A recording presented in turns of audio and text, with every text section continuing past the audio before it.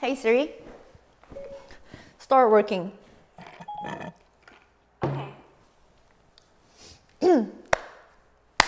Hi guys! 코너고이입니다. 드디어 주인공이 나타났어요. 원래 주인공은 맨 마지막에 나타나는 거니까 이름도 이번엔 너무 예쁜 카탈리나 맥OS 10.15 카탈리나가 오늘 한국 시간으로 새벽 시간에 이렇게 깜짝스럽게, 그래서 오늘 정식 출시된 만큼 이제 핵심 기능 위주로 한번 오늘 소개해드리도록 하겠습니다. 오예, 아케이드 떴다! 저는 이미 구독을 했기 때문에 가능한 한 많은 다양한 게임들을 여러 기기에서 돌아가면서 하고 싶거든요. 이번에 아케이드 구독을 했다면 게임들 중에서 또 게임패드로 해야 그 맛을 제대로 느낄 수 있는 게임들이 있잖아요. 그래서 그런지 의외로 맥 아케이드, 맥에서의 아케이드 기다린 분들이 되게 많더라고요. 아마 같은 마음일 거예요. 구독료는 4.99달러, 그러니까 6,000원이고요. 그리고 첫 한 달은 무료 기간이 있어요. 아케이드 장점이라면 일단 광고 없이 온 오프라인에서 아주 자유롭게 신나게 게임에 집중할 수 있다는 점, 신나게 게임을 해볼 수 있다는 점입니다. 과연 게임기의 넷플릭스가 될 수 있을지. 일단은 이거 너무 재밌다. 이번 맥OS 핵심 기능 첫 번째는 단연 이제 맥 유저들에게 확장된 작업 환경을 제공해주는 사이드카. 이제 셋업 방법은 그것도 되게 간단해요. 메뉴바에 보면 에어플레이 아이콘이 있는데 다른 외부 디스플레이 연결하듯이 하면 돼요. 여기서 아이패드를 선택. 그러면 이 에어플레이 아이콘이 이제 연결된 아이패드 아이콘으로 바뀔 거예요. 그럼 이렇게 두 개의 디스플레이가 준비될 거예요. 그런 다음에 이제 앱 윈도우를 맥에서 아이패드로 이렇게 드래그해서 자유롭게 옮길 수도 있고요. 아니면 메뉴를 통해서 아이패드 스크린에 딱 맞게 정해진 스케일로 조절을 할 수도 있습니다. 사이드카 디스플레이 미러링을 선택하게 될 경우 이렇게 터치바 하단에 생기고, 그리고 이제 왼쪽 사이드바가 나타나게 돼요. 물론 둘 다 원하지 않는다면 이제 가리기, 숨기기를 할 수 있습니다. 이 사이드바는 특히 드로잉 작업을 할 때 작업에 필요한 그런 기본 옵션들이 여기 다 들어가 있는 만큼, 포함되어 있는 만큼 아이패드 위에서 손을 떼는 일이 없게 만든 것 같아요. 여기 보면 커맨드, 옵션, 컨트롤, 쉬프트, 뭐 돌아가기, 언두, 키보드를 숨기고 나타내고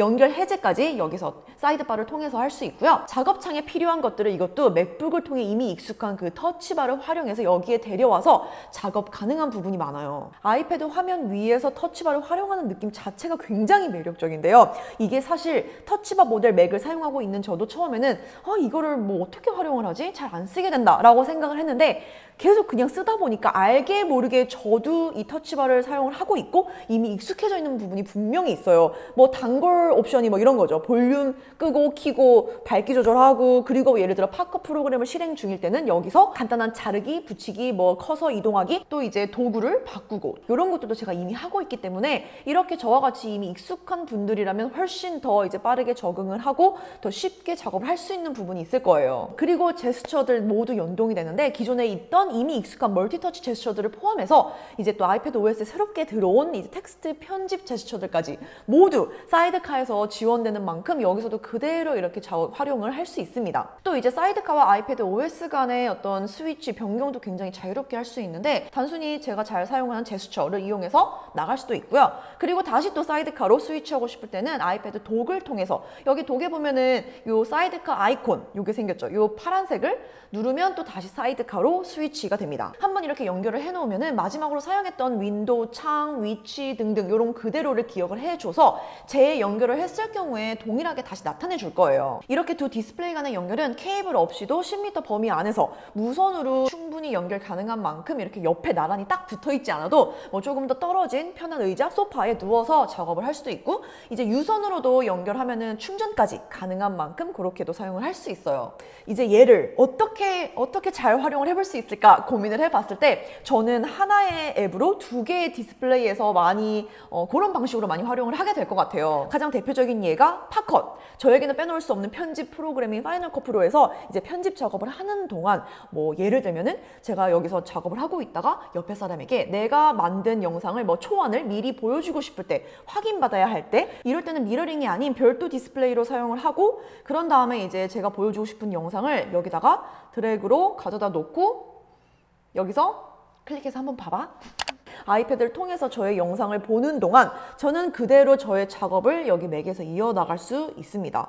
이런 식으로 많이 사용을 하게 되지 않을까. 그리고 또 이제 비슷한 예가 키노트, 뭐 PPT 할 때, 옛날에 고나고 학생이 PPT를 참 잘했는데. 그럼 발표를 시작하도록 하겠습니다.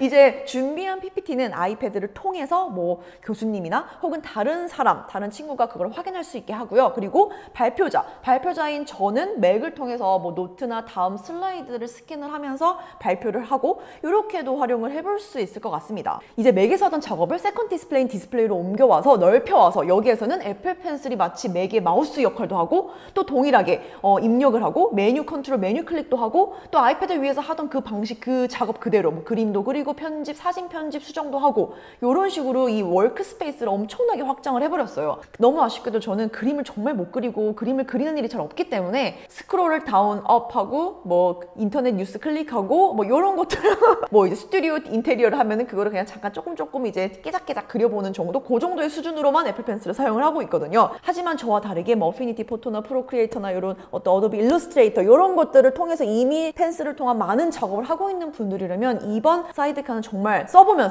활용을 해보면 해볼수록 미친 확장성을 느낄 거예요. 사이드카에 이어서 두 번째, 맥 카탈리스트. 이거는 앱 개발자들 그리고 우리 유저들이 모두 행복한 일이 아닐까 생각하는데, 기기에 따른 기본 프레임워크 그리고 앱에 필요한 코드 차이로 OS 간의 앱 공유가 힘든 건 당연한 거지만 그래도 내가 잘 쓰는 앱들이 호환이 안 되는 거 보면 항상 아쉽긴 했었거든요. 그래서 결국 기본 앱을 쓰게 되는 것 같은데, 그런데 이젠 가능해졌습니다. 애플이 올해 소개한 카탈리스트 프로젝트를 통해서 이제 개발자가 기기 OS에 전혀 관계없이 하나의 앱만 그냥 만들면 다른 운영체제를 가지고 있는 기기에서도 아주 자유롭게 사용 가능한 앱으로 만들 수 있게 됐어요. 이제 아이패드 앱을 시작으로 이제 개발자들에게 앱 변환 기능을 지원할 예정이라고 하니까 여러분들이 너무나 잘 쓰고 있는, 좋아하는 그런 앱들이 있다면, 하지만 호환되지 않는 앱이 있었다면 앞으로 더 기대될 것 같아요. 이번 새 맥 OS의 또 큰 변화라고 한다면 아이튠즈가 그동안은 혼자 모든 걸 감당을 했다면 이제는 요거를 좀 각각의 컨텐츠에 맞게 나누면서 또 그 각각의 컨텐츠를 좀 더 집중시키게 만든 것 같아요. 음악은 뮤직에서, 애플 뮤직에서, 오디오는 팟캐스트에서, 동영상 컨텐츠는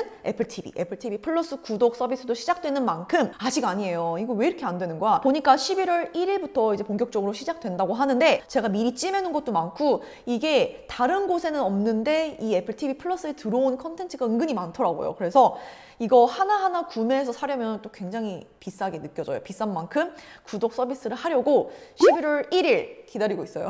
또 이제 기본 앱들, 메일, 사파리, 리마인더, 노트 이런 기본 앱에도 새로운 변화들이 들어왔는데, 제가 정말 마음에 들었던 게 사진. 그래서 단독으로도 소개를 하고 또 저는 어떻게 활용을 하고 있는지 소개했던 만큼 여기 지금 위에 뜨고 있는 혹은 동영상, 이 영상 아래쪽 더보기 정보란에 링크 함께 넣어놓을 테니까 이번에 새롭게 바뀐 사진 앱 어떤 변화가 있는지, 어떻게 활용을 하면 좋을지 이런 것들을 한번 영상을 통해서 확인해 주세요. 아직 안 보신 분들 한 번 더 봐도 돼요. 기본 앱 중에 정말 변하지 않는 심심한 앱이 바로 리마인더였어요. 이제야 좀 오픈할 맛이 나는 리마인더로 바뀌었는데, 디자인도 너무 보기에도 예쁘고 한눈에 쏙 들어오고 실제로 사용을 해보면 더 마음에 들 거예요. 리마인더에서 일정 시간, 장소, 그리고 중요 표시하는 이 깃발까지 훨씬 쉽게 재밌게 추가할 수 있게 됐고요. 여기에다가 관련 첨부 파일이나 사진, 또 스캔된 문서, 웹사이트 링크까지도 함께 첨부할 수 있습니다. 이 정도면은 이제 드디어 리마인더를 제 주변에 좀 추천할 만한 것 같아요. 그동안은 추천 안 했거든요. 기본 노트 앱에도 아주 재밌는 변화들이 생겼는데요. 먼저 첫 번째, 갤러리 뷰가 새로 들어왔어요. 이름처럼은 정말 갤러리스럽게 포스트잇처럼 마치 스티커 정리해 놓은 듯이 이런 식으로 확인을 해볼 수 있고요. 기존에는 각각의 노트만 다른 사람과 공유를 할 수 있었다면 이제는 폴더 자체 공유도 가능해졌고요. 그리고 이 노트에서 체크리스트를 정말 잘 쓰는 분들이라면, 저는 또 아웃라인 같은 거 쓸 때도 이 체크리스트 꼭 쓰거든요. 드래그 앤 드랍으로 이제 순서 변경 가능하고, 이제 내가 이미 체크한 끝낼 리스트의 경우는 얘가 또 자동으로 이동을 해줘요. 이 음성 명령의 경우 아직도, 그때도 그렇고 아직도 한국어 지원은 안 되고 있는데요. 갑자기 생각난 게, 이제 얼마 전에 몇 달 전에 미국에 사는 한 구독자로부터 이제 이메일을 하나 받았어요. 그래서 계속 이제 그 후로 주고받고 했는데 제가 출장을 가게 되면서 답장을 못 했거든요. 그런데 그 분이 이제 본인 소개를 이렇게 하시면서 미국에 사는 구독자고, 그리고 애플 기기를 많이 쓰고 있다. 미국에 사는 만큼 당연히 애플 기기를 쓰는 게 굉장히 자연스럽긴 하지만 이제 한국 사람인데 미국에 살면서 한국어 지원은 잘 되지 않는 애플 기기를 처음에는 되게 적응하기도 힘들었다. 그런데 이제 본인과 같이 애플 기기를 쓰게 된 이유가 딱히 애플 제품이 정말 좋아서 쓰기 시작했다기보다 이제 몸이 조금 불편한 본인과 같은 사용자들을 진짜 일반 사용자들처럼 생각하고 고려하고 그런 사람들을 위해 뭔가 기능을 업데이트 시키고 또 제품을 만들어내고 이런 회사가 정말 쓸 수 있는 회사가 애플밖에 없지 않나라고 하면서 본인은 도움을 받기 위해서 쓰기 시작했는데 이렇게 오랫동안 쓰다 보니까 너무 큰 도움을 받고 있고 편리하게 생활을 하고 있고 덕분에 또 즐겁게 그냥 기기를 쓰면서 사용을 하면서 고나고 유튜브도 잘 보고 있다라고 이렇게 말씀을 해주시더라고요. 그분도 처음에 쓰기 시작하면서 가장 아쉬웠던 게 딱 하나, 언어라고 했는데 이 음성 명령의 경우 정말 많은 사람들에게 다양한 방식으로 목적으로 유용하게 쓰일 기능인 만큼 빠르게 한국어로도 지원이 되면 참 좋겠다, 좋을 것 같다라는 생각이 들어요. 이번 맥OS 카탈리나에서는 이제 사이드카 여기에 많은 집중이 되어 있잖아요. 완전 주인공, 모든 집중이 거기로 가 있는데 그런데 이제 활용성 측면에서 이제 더 좋아진 이번 기본 앱들 업데이트가 정말 많이 괜찮아진 만큼 이거는 돈 안 드는 쉽게 접근하고 사용할 수 있는 그런 앱들이기 때문에 새 OS 업그레이드를 하고 이런 것부터 한번 적극 사용해 보면은 아마 재밌기도 하고 실제로 많이 도움이 될 거예요. 그럼 저는 이제 퇴근을 하도록 하겠습니다. 다음 영상도 기대 많이 해주세요. Bye guys! Hey Siri, I'm done.